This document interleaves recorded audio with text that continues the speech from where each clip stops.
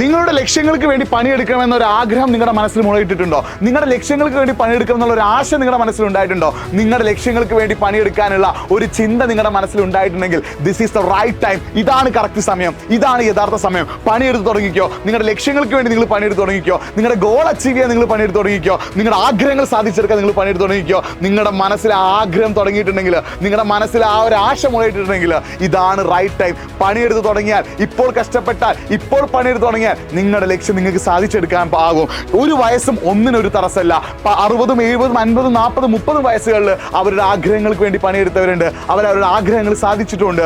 ലോകത്ത് പല പ്രായത്തിൽ, പല ഏജിൽ അവരുടെ ലക്ഷ്യങ്ങൾക്ക് വേണ്ടി പണിയെടുത്തിട്ട് വിജയം കൈവരിച്ചവരുണ്ട്.